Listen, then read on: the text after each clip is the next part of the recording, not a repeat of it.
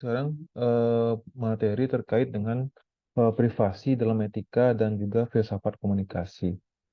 Nah, sebelumnya kita udah bahas sedikit terkait dengan etika dalam komunikasi, kemudian filsafat dalam komunikasi itu sendiri. Nah, kita lebih fokus sekarang dengan pembahasan terkait dengan privasi. Oke, kita mulai saja, dimulai dari pengertiannya. Jadi kalau kita tanyakan itu apa sih sebenarnya privasi gitu? Jadi privasi itu bukan berarti sesuatu yang disembunyikan, bukan. Tetapi privasi itu lebih kepada kebebasan atau keleluasaan secara pribadi bagi seseorang.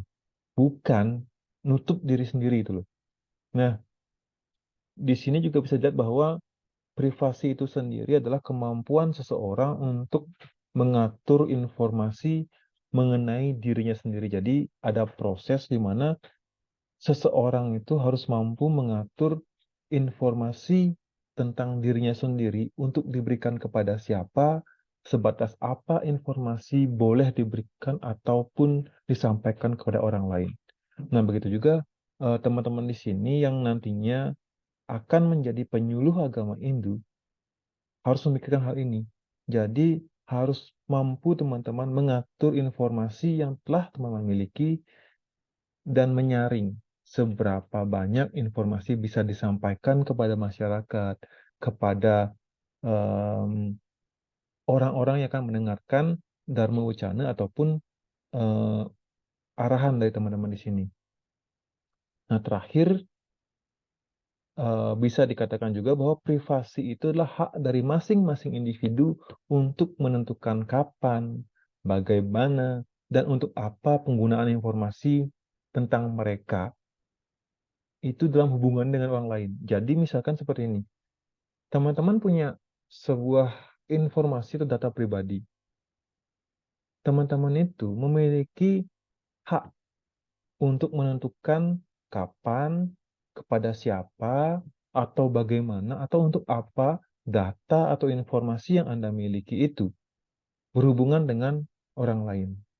Nah, privasi itu seperti itu. Bukan berarti privasi itu menutup diri. Jadi, sering ini muncul ada perbedaan pengertian antara privasi dengan isolasi. Jadi, itu yang perlu teman-teman perhatikan.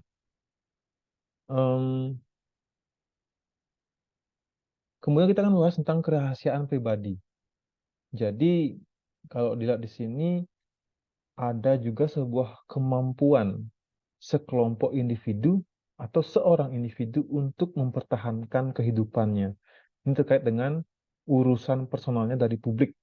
Jadi harus mampu mengontrol arus informasi tentang dirinya sendiri, kemudian kepada siapa.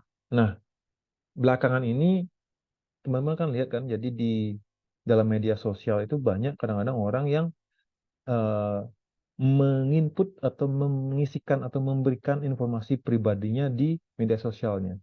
Jadi itu sebenarnya adalah privasi yang harus ditelaah.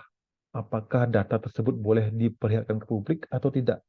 Apa tujuannya atau untuk apa data tersebut disampaikan kepada publik? Jadi itu em, hal yang memang harusnya dimiliki oleh setiap orang punya kemampuan untuk melakukan hal tersebut. Nah, kita beranjak kepada nilai privasi. Sebuah nilai privasi itu penting sebenarnya. Kenapa? Nah, itu yang perlu dipertimbangkan ketika nanti teman-teman harus berdiri di depan masyarakat atau mungkin berdiri di depan banyak orang untuk menyampaikan informasi.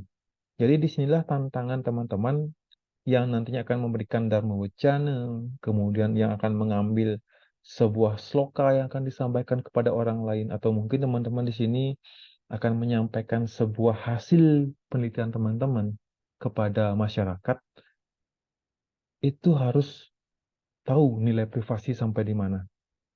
Jadi di sini, sebuah privasi itu penting karena yang pertama, itu teman-teman bisa menjaga informasi pribadi yang bersifat rahasia sebagai dasar pembentukan otonomi individu. Jadi, informasi pribadi, apalagi itu bersifat rahasia, tidak pantas atau secara etika tidak ada izin untuk memberikan atau menyampaikan informasi yang bersifat rahasia itu kepada orang lain dengan alasan apapun, kecuali itu mendapatkan izin dari orang tersebut.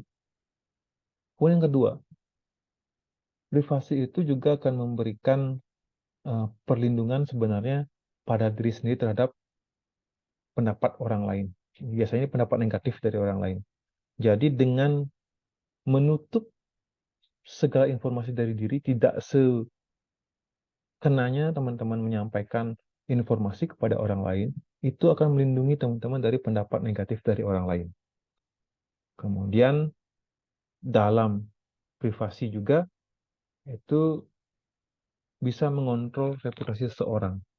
Jadi jika semakin banyak hal-hal yang bersifat pribadi itu dilempar ke publik, itu kadang bisa menjatuhkan reputasi seseorang. Tetapi dengan semakin menjaga privasi seseorang, itu berarti dapat dengan baik mengontrol reputasi seseorang. Sehingga ini akan kentara. Nah, teman-teman lihat kan jadi di gambar ini, jadi ada konten ini buntut foto Novi Amalia. Jadi ada foto yang eh, maaf ini bugil sampai muncul ke permukaan sehingga hal-hal yang bersifat privasi itu menjadi kontrol dari masyarakat untuk menjatuhkan reputasi seseorang. Beda halnya ke sekarang ketika ada sebuah kasus misalkan pemerkosaan, hal lain itu kadang-kadang korban itu kan ditutup privasinya dengan inisial mawar, inisial bunga atau apapun. Itu tujuannya apa? Untuk menjaga reputasi seseorang tidak jatuh hanya karena sudah menjadi korban sebuah kejahatan, dia bisa menjadi korban dari jatuhnya reputasinya dia karena mendapat penilaian negatif dari masyarakat itu sendiri. Yang keempat, privasi itu penting karena privasi itu adalah perangkat untuk berlangsungnya interaksi sosial. Nah, dengan adanya privasi itu sebenarnya menjadi alasan atau menjadi media atau bahkan menjadi fasilitator bagaimana interaksi sosial. Nah, ini ada contoh, tiga contoh gambar ya. Yang pertama ini contoh di mana seseorang yang sedang bermesraan itu diambil fotonya. Nah, sebenarnya ini kan sifatnya privasi. Ini kemudian disebarluaskan sehingga memunculkan interaksi sosial yang membahas terkait dengan kok bisa terjadi seperti ini gitu. Yang kedua ini ada gambar seorang model yang berjalan di foto. Mungkin bagi kita itu biasa, tapi secara kalau kita bicara nilai privasi, ini menimbulkan adanya em, interaksi-interaksi baru di sosial dan membahas fotonya si model ini gitu. Nah, ini yang perlu dipertimbangkan bagaimana sebuah nilai privasi itu menjadi media atau perangkat bagaimana berlangsungnya interaksi sosial. Kemudian yang kelima, privasi itu adalah benteng kekuasaan pemerintah. Nah, di sini sebenarnya tanpa kita tahu, itu banyak di luar sana kekuasaan pemerintah itu dibentengi oleh yang namanya privasi. Jadi dengan semakin dijaganya privasi seseorang, contoh presiden, ya, jadi tidak mudah orang mengakses. Beda dengan masyarakat biasa. Jadi kita yang sekarang saat ini melakukan Zoom seperti ini, orang-orang atau mungkin pihak dari Kominfo itu bahkan bisa mengetahui, mengakses digunakan untuk apa sih internet oleh orang-orang ini. Tanpa kita tahu mereka bisa melihat gitu loh, privasi yang sebenarnya seharusnya privasi kita itu bisa dikuasai oleh pemerintah sehingga mereka bisa menjadi benteng kekuasaan pemerintah itu sendiri. Beda kasusnya dengan kita masyarakat tidak bisa mengetahui privasinya dari seorang presiden. Sedangkan kita sebagai masyarakat ini dengan mudah itu bisa dikontrol oleh pemerintah melalui intelnya, mungkin melalui dari tim informatikanya dia untuk mengetahui bagaimana internet digunakan oleh seseorang. Jadi nilai privasi itu adalah sebagai benteng kekuasaan pemerintah. Nah, jika kita hubungkan antara privasi dan nilai moral, bagi dengan etika dalam komunikasi, jadi privasi itu sebenarnya nilai moral seseorang. Kenapa? Yang pertama, kebebasan. Jadi bicara sebuah privasi itu adalah bicara tentang kebebasan seseorang. Secara moral, setiap orang yang memiliki kebebasan yang mutlak dan bertanggung jawab adalah sebuah moral yang baik yang ada di masyarakat. Yang kedua, tanggung jawab.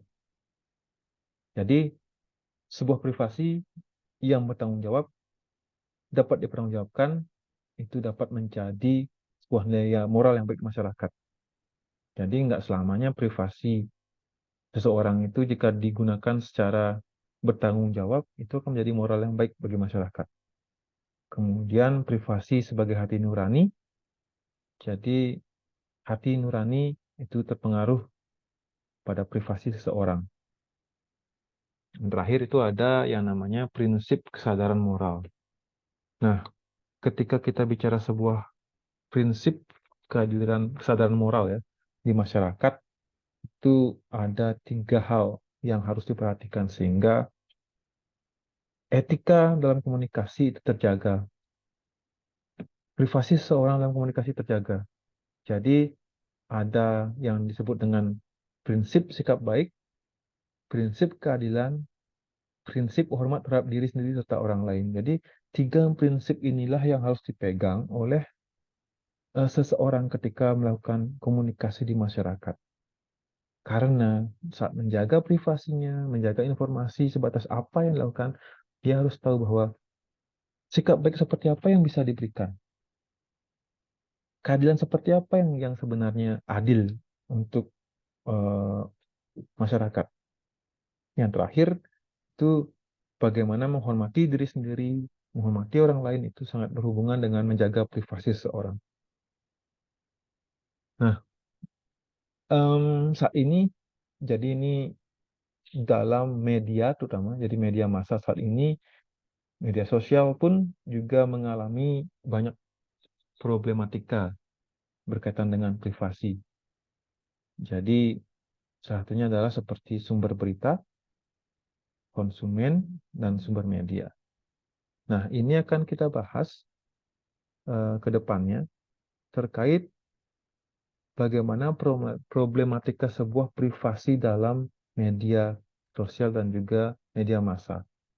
Karena ini kan berhubungan dengan sumber berita, sumber medianya, dan juga konsumen selaku klien yang akan mendengarkan atau menyimak ataupun membaca dan mengkonsumsi berita-berita yang nantinya akan adik-adik tulis. Jadi ini akan kita bahas di pertemuan berikutnya terkait dengan problematika privasi dalam media. Nah, untuk ilustrasi, nah adik bisa lihat di sini. Jadi ini contoh di mana ketika seseorang seperti ini ada 2 orang ya, kiri kanan ini sedang ngintip nih, ngintip temennya yang lagi chattingan. Mereka punya interpretasi berbeda. Jadi yang kiri itu berpikir lagi ngedil apa sih teman saya ini. Sedangkan temannya yang sebelah kanannya itu berpikir, wih orang ini dimarah sama atasannya ya di sini ya, jadi atasannya marahin dia. Ini akan memunculkan sebuah interaksi dan perdebatan karena 2 orang ini telah melanggar privasi. Mereka nggak sepantasnya tahu apa yang sedang dilakukan oleh orang di tengah ini. Dia ini sedang melakukan chattingan sama seorang menggunakan laptopnya, tapi temannya 2 orang ini ngintip gitu kan. Sehingga ini menyebabkan pelanggaran privasi sehingga orang-orang dengan mudahnya menimbulkan stigma baru. Nah, ini adalah pelanggaran privasi yang disatakan bahwa ada problematika pelanggaran